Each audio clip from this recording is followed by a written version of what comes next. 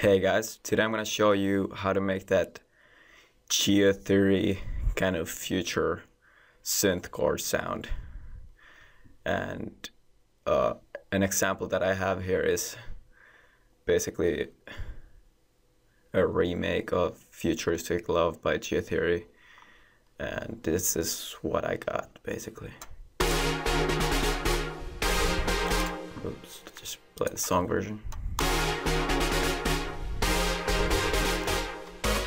And I fucked up again. There's effects.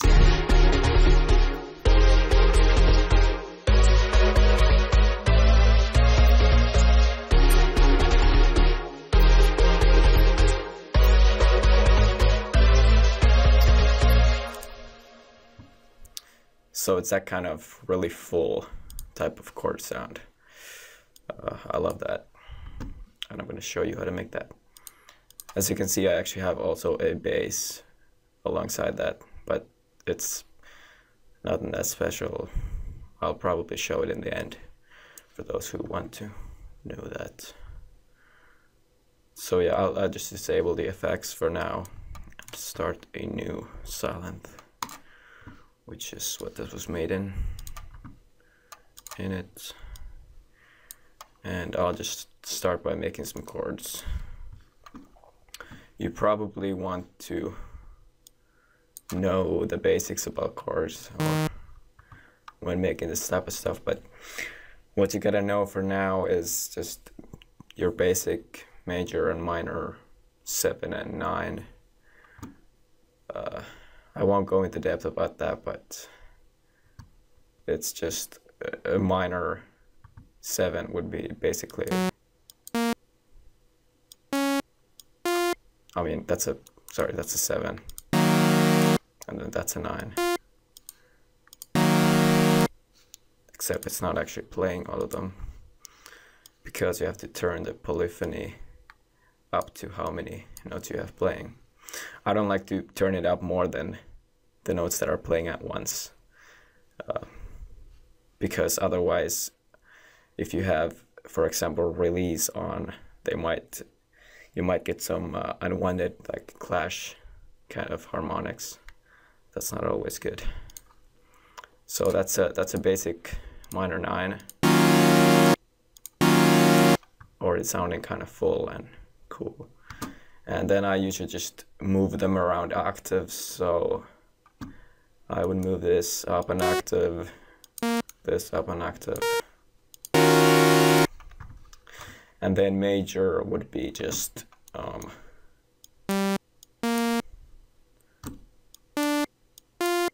that's a major 9. And then dominant major 9. But that's not so common. It's kind of a cool sound. Wish it was used a bit more.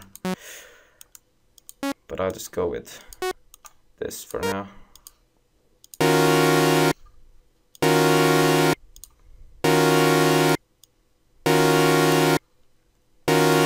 So to start the sound, we wanna, actually I'll just start with making the tone right. So no filtering or effects yet, just getting the tone right.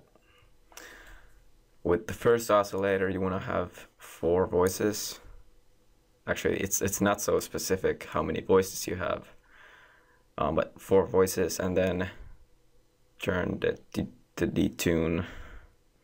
It looks like about 3, and then stereo all the way up, panning in the middle. Phase doesn't matter because we're gonna turn this thing off, and volume all the way up, octave 0, not 0. Okay, yeah, you can see that. And now that we play it, it sounds, you might be able to tell, it sounds kind of cheesy and not full for some reason, and that's because of this this retrigger thing, which forces all the voices to start at the same phase. When we turn this off, I'm not exactly sure how it does it, but I think it just starts all the voices from random phases and that just gives it kind of a cool full sound versus, I mean, that retrigger detune sound can be cool with like kind of old school sounding or kind of cheesy sounding synths, but for this I don't recommend it. So, and now that we got that basic idea, I'm just gonna stack more oscillators kind of like that, just to create a more full rounded sound, I guess. And also it's cool to play with the fine tuning of the oscillators. Just get some extra detuning. And also this one's a saw, both saws, if you didn't notice. Already getting kind of cool sound. Then we move to part B. Yeah, those are, just checking those are about right. Yeah. Go to part B. I'm gonna add 8 voices to both of them. Retriggers off. Some fine tuning. Fuck it. And all of them are on the same octave. It doesn't really matter. I mean, it matters that they're all on the same octave. I don't know why I said that. And for these ones, I'm gonna have a bit more detune, I think. Like something like that, maybe. And then what I'm gonna do is I'm gonna pan these two in the opposite directions. It's getting kind of loud. Actually, just, no, fuck it, I'll just turn the main volume. Oops, here we got a sine. Okay, so I think that's pretty good for a tone. And now we're just gonna move to the more dynamic part of the sound. And let's start by putting some release on both of these.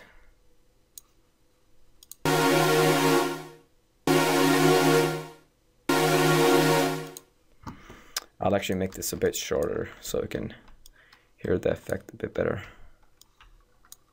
Just do something like this.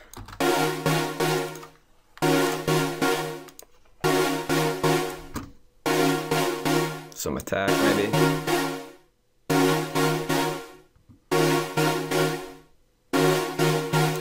Pretty cool, pretty cool. And I'll put the filters to low pass on both and to 12 dB. So basically the dB on the filter just means how steep the curve is. We don't want it too steep here. Lower is less steep, basically. And we're gonna actually turn those down a bit. They're around 20 Hertz. And then we're gonna do the key tracking, which basically, if you don't know what that does, it basically moves the cutoff up when you go up the keyboard. And we're also gonna add the warm drive. Not sure exactly what that does. It's just probably some saturation or something. And now we're gonna move to creating that cutoff sweep here. Make sure you put cutoff AB, otherwise you're just making the cutoff work for 1/2 of the synth. And just turn it up and put some decay on it. release also on this. Otherwise it'll cut the low end, I mean the high end.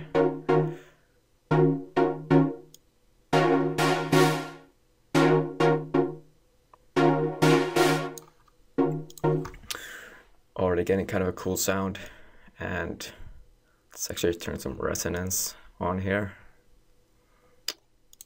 And when you have resonance, it's usually good to have it going opposite to what the cutoff is doing, so you don't get that overly resonant sound. Just adding kind of a touch.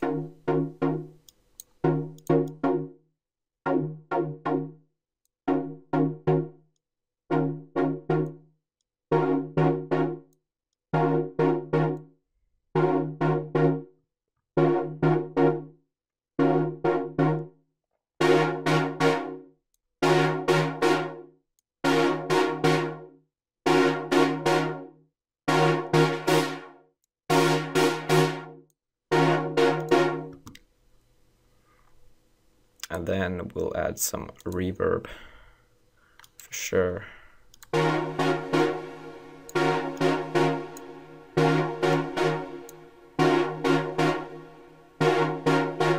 And some delay.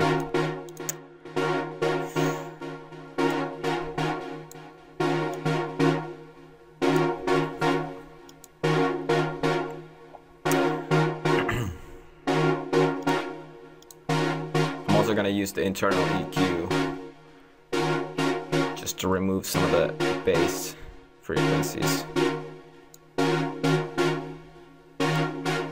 and maybe to add more high end slightly.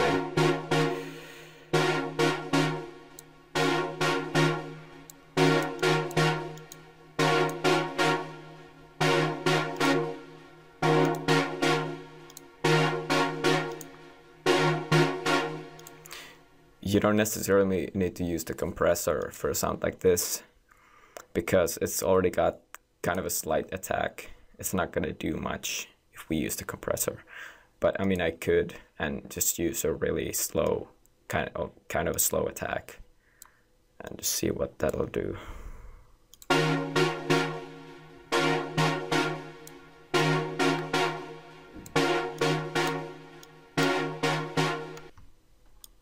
Sorry, where was I?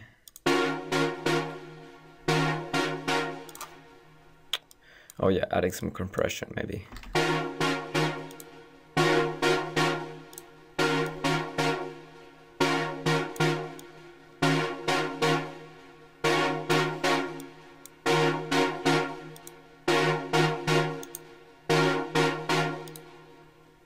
It doesn't make a huge difference, but sure. I'll do that. And we maybe want some vibrato for this sound.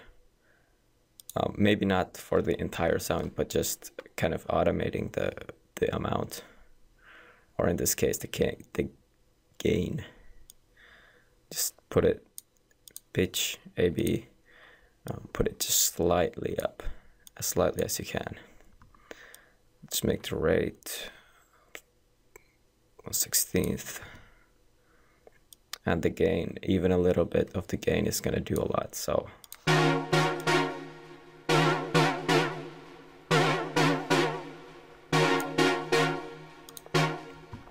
we'll automate that. And the last thing I think I did was add a velocity control here. So now when we, on the piano roll, when we use the velocity, it's gonna affect whatever we want. And I'm gonna choose cutoff AB, just to control that as kind of the heaviness of the sound, or the intensity. As you can hear, it went up instantly because we're saying that basically when we have velocity at 0, it's going to be at the point where it was earlier. So now when velocity is all the way up, it's going to be at whatever this is set to. So right now they're like at like 80%. So it added a bunch to the cutoff. That's why it sounded different. So now if I do this,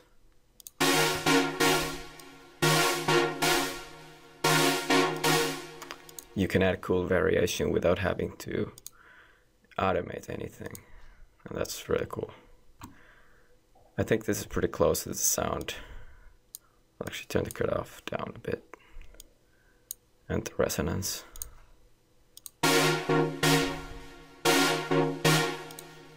Yeah, I think that's pretty close. Yeah, I think that's everything in here. Now into the effects.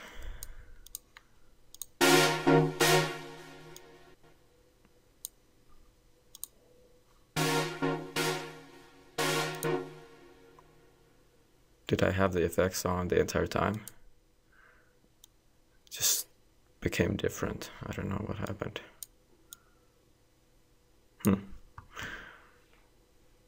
Well, when we put the effects on, this is without it.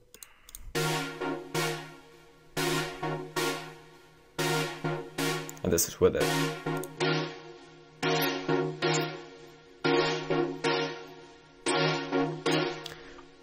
So I'm adding a lot more high-end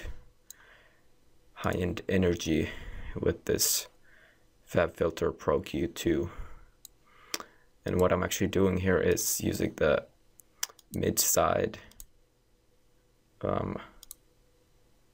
mode of this, the channel mode, mid-side. Make sure you have that. And then you can use the mid-side by basically, okay, making one and then doing split. So now it has the mid and the side. And then here I put the mids down and the sides up. And the sides and the mids, the sides means, I think, the sides means the sound information that is different on left and right channels, and the mid information is the information that is the same. That's the technical explanation, I think. And then I had some slight peaks here for some reason. Not sure if that actually changes it at all.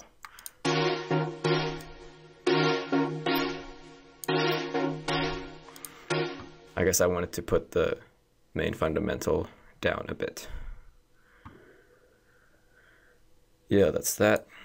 And then we got basically Soundgoodizer A preset slightly modified.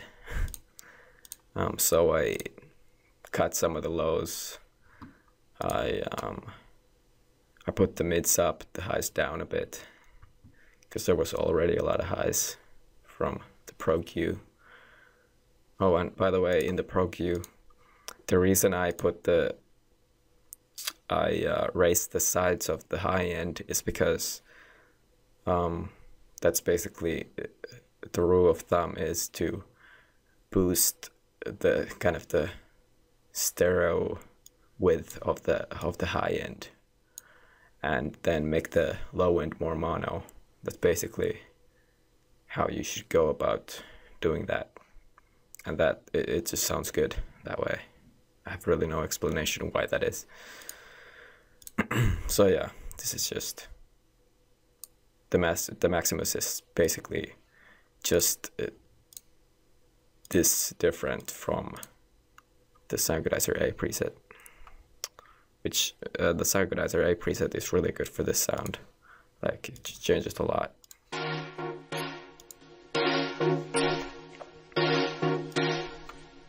Had so much energy. And yeah, that's basically that. And if you want to know, the chords went like, hold on, I'm gonna try to figure it out here.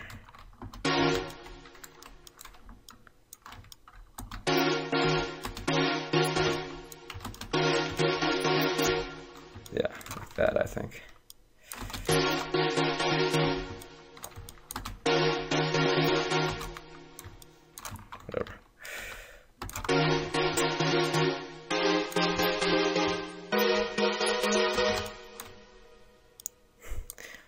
So basically you're just moving the same chord up and up and up. In usually in this kind of feature stuff, you're using maybe 1 or 2 different 7 or 9 chords and just moving them up or down. It can sound really cool like this.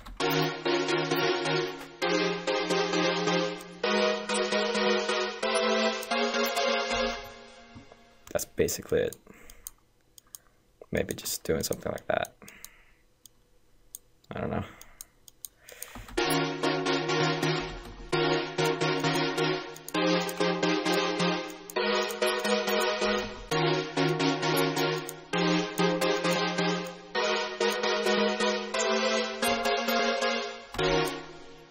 Basically like that. And then just doing the vibrato thing on this bit. Actually, I kind of want to hear how different I got from the original one that I made.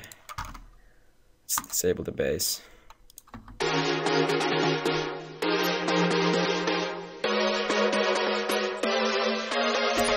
Oh yeah, I forgot. I actually also automated the decay. So basically, on that little part with the vibrato, the cutoff is taking longer to go down. So it sounds more sustained because of that. So that sound was, and this sound is. There's a slight difference. Basically all the chords like that can be made with some variation of this.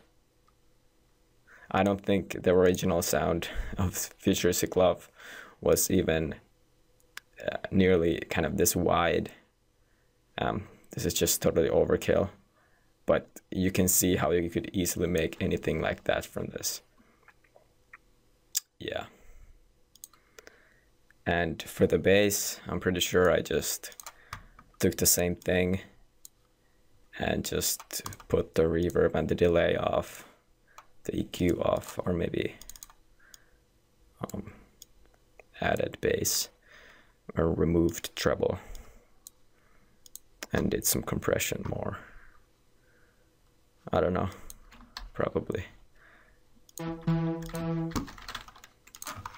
Just copy these guys.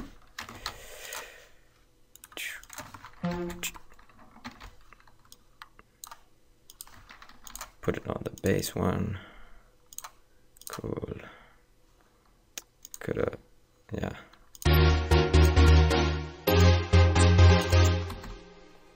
Maybe stereos down. The pans in the middle, because it's a bass.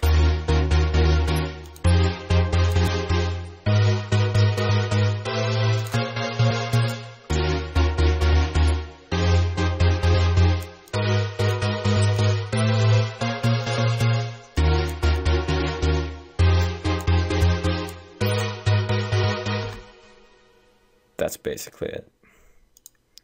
I don't know what else to say here. I guess I'll have the download for this if you really want to. I mean, it's really simple. I don't know why you would want that, but I think, yeah, that's it. Hope you got something out of this. And as you can probably tell, I'm trying to improve my tutorialing abilities. So hope you appreciate that. And yeah, that's it. Have a good one.